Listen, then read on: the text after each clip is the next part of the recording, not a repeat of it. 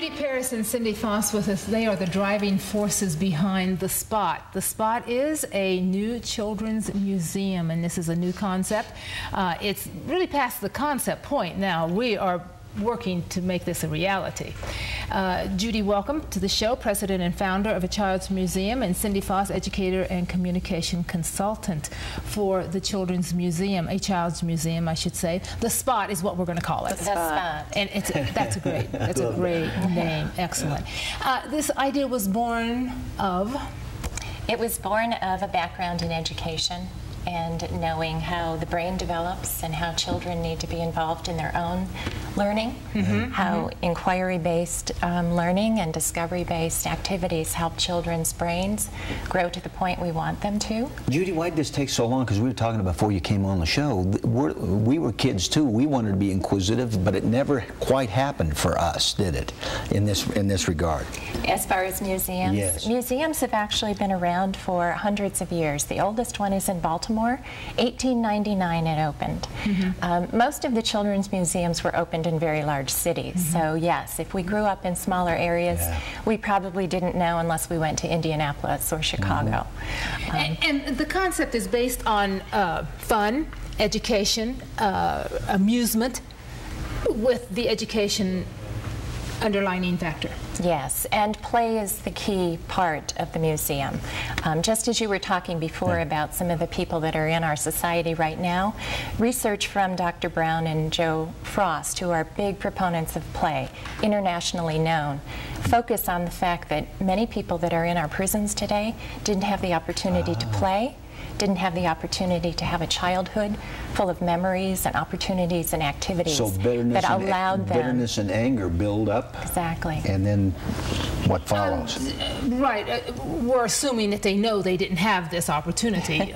They may or may not. May or may not know that, obviously. The marriage of this, now the two of you came together how? Well, we worked together for years. We ran a preschool, and Judy came to me with the idea, and I said, well, I'll be glad to support in whatever way I can. The real group that came together was in 2004, I believe. And we created a vision out of a visioning project, and out of that we got a board, and presently we have a space at the mall. And so we're real excited about having actually an opportunity to actually work with the kids, have fun with the kids. Isn't this born out of the imagination, like when we were kids and we went out, it's imagination, we become inquisitive, and then education follows? Yes, and our museum is focused on two primary fields: STEM, which is science, technology, engineering, and math, and the fine arts, dance, music, visual arts. Those are the two areas we really want to focus on for children, because in the schools, those are often the programs that may have to slip aside due to funding. And the interactive portion of that in schools has to go away because they're so focused on testing, and they have to do that. You were 1996 Yavapai County Teacher of the Year and a finalist for the Arizona Teacher of the Year. What do you think about your teaching and about your style? Well, my early style was exactly what this represents, because we were allowed to do that. It was great to be able to bring the concepts alive in the classroom. But now, due to funding and the requirements, there's more paper time and book time that they have to pursue. So my style is to get kids involved, hands-on, discovery, brain-based. Especially at a younger age. What age group are you looking at for the Spot? We're focused on 0 to 10 for the exhibits, but we have programs developed for 10 and older.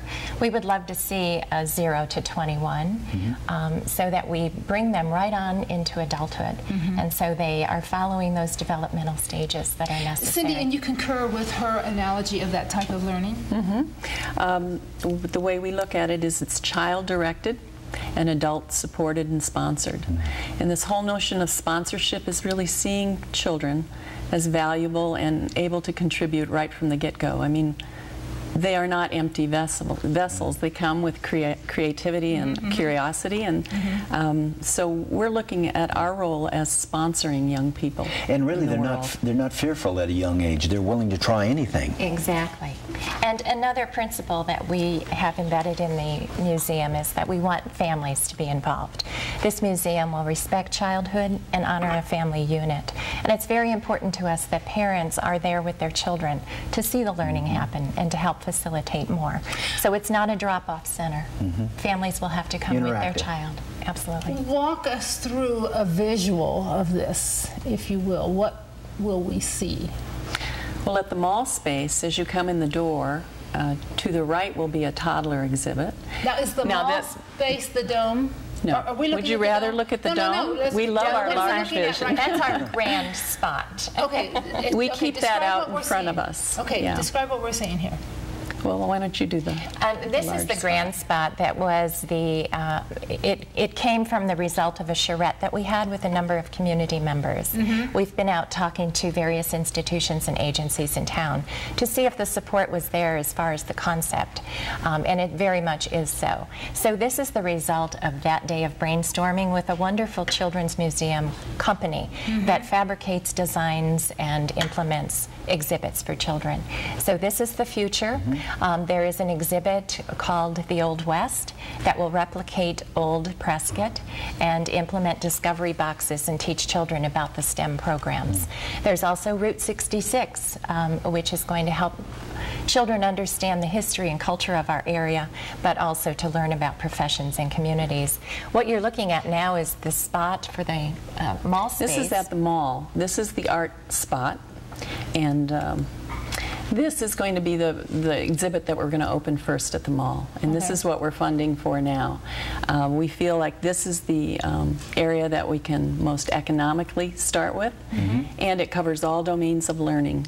It includes cognitive, fine and gross motor, language, social emotional, and then self-help adaptive skills. To me, just at the surface and not really getting too deep into it yet, this would really make for a more peaceful world if something like this was started for young people. Was that one of your visions? Absolutely. If children know more about themselves, know more about their environment, they will know better how to fit into a global society. And we really want to help them through that journey of learning all aspects of life and how to apply it. For example, if you take a science law, often we don't put a name on the Einstein laws until high school, but children know those laws very early on. Newton's law, we all know if you throw something in the air, it's coming back down. We don't know Newton said that until high school, but we want children to develop those learning principles before they put names on them. Things that we would want to see added to this, say it materializes and we make the, what, 20, what did you say, how many million? Let's say 30 million. 30 million, okay, it's all up and running. Do you see a vision for even into the future? Further? Yes, one of the other things we'd love to see out at the campus is a planetarium that could be used. Now you keep saying out at the campus. We don't even have that yet. No, we do in our heads. Well, of course you do, and that's the only then you have in your head. If you see it, it happens. You can believe it, right? We saw it out by the Dells, you know, with the beautiful landscape. Oh, that the geodesic dome fits right in. Tying into the trails. Yes. How much land did you say you needed? About 15 acres. About 15 acres, so there might be somebody out there right now that would be willing to do a very good thing. I think it sounds like a Mike Fan project. Could be. Yeah. And in the mall, when we were talking about the art space, we figure that if we could raise $1 million right now, we would be open for children for the year. So that's only 1 million viewers. That's right, 1 million viewers, $1 a viewer. There you go. Okay. There. And that funding includes ongoing, keeping the exhibits going and keeping the functioning of the facility going. So what is your next? So it's more than just the fabrication of the exhibit. What is your next step? Is it the raising of the money? Is it? Yes, we're in our fundraising stage right now. We are having an event on October 24th at the mall for families. It's a fundraising effort for us. We're having a raffle. Where are you located at the mall? So people... Right outside of Dillard's, where Cooking Time was. Okay. Oh, yeah, exactly.